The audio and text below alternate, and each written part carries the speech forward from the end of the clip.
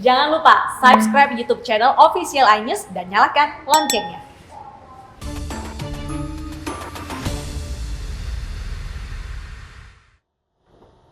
Pemirsa, jelang Lebaran, waspadalah terhadap peredaran uang palsu. Sejumlah pedagang pasar tradisional di Bojonegoro, Jawa Timur menjadi korban peredaran uang palsu dengan pecahan Rp100.000.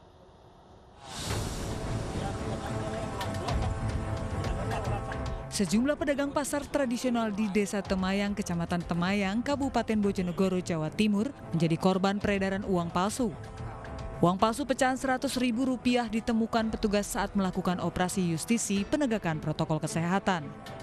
Hal ini dilakukan setelah adanya pengakuan salah seorang pedagang yang menjadi korban penipuan uang palsu.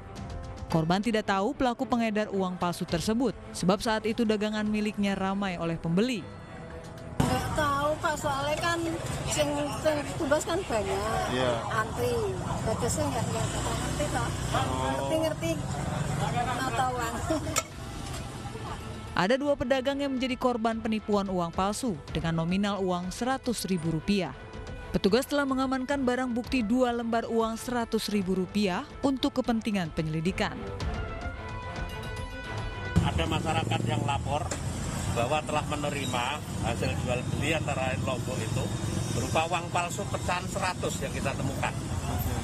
Nah, kita himbau kepada yang bersangkutan dan para pedagang yang ada di pasar ini agar lebih berhati-hati. Yang terpenting mengenali alat transaksi ini. Jadi kemudian kalau bisa nanti seandainya terjadi lagi supaya orang tersebut dikenali, kemudian tidak segan-segan untuk melaporkan ke petugas pasar atau ke kepolisian. Polisi mengimbau kepada pedagang dan juga masyarakat untuk selalu waspada terhadap peredaran uang palsu jelang Hari Raya Idul Fitri ini. Polisi menangkap 2 penjual telur palsu di Pasuruan, Jawa Timur. Para pelaku mengedarkan telur infertil atau afkir serta limbah telur yang tidak layak dikonsumsi.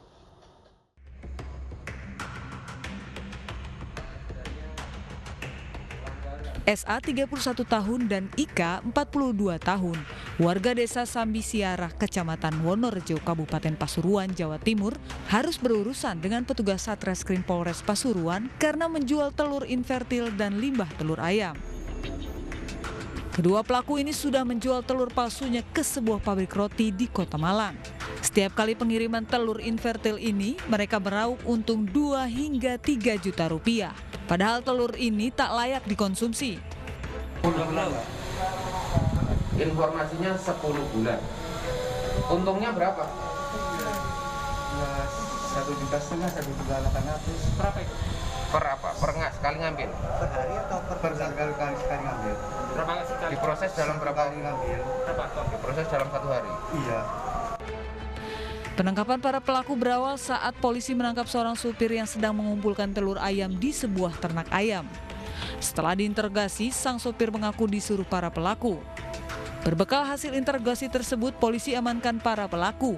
Selain para pelaku, polisi juga amankan barang bukti alat untuk proses produksi limbah telur infertil dan hasil olahan limbah telur serta ribuan telur infertil.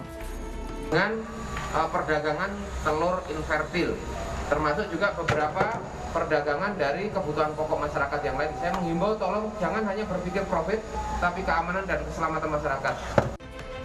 Kini kedua pelaku terancam hukuman maksimal 7 tahun penjara.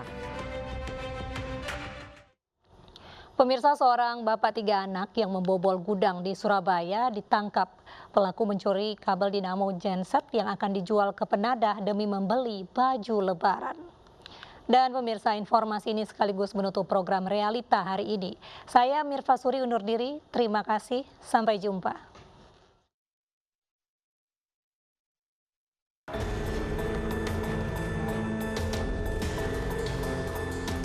SW, pria 28 tahun ini tak bisa berkumpul bersama keluarga saat lebaran nanti. Warga Asembro, Kali, Surabaya ditangkap karena mencuri kabel tembaga dinamo genset di salah satu gudang kosong kawasan Kalianak, Surabaya.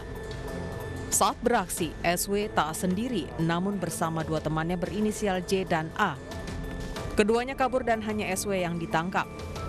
Para pelaku mencari gudang kosong lalu mengambil genset dan mempreteli kabel tembaganya. Rencananya kabel tembaga akan dijual ke penadah seharga Rp80.000 per kilogram. Dan hasilnya akan dibelikan baju lebaran untuk SW dan ketiga anaknya. Belum sampai kabel tembaga dijual, SW ditangkap. Sementara akibat perbuatan pelaku, pemilik gudang merugi hingga Rp300 juta. Ya, untuk lebaran dah? Iya. Hah? Untuk apa? Untuk lebaran.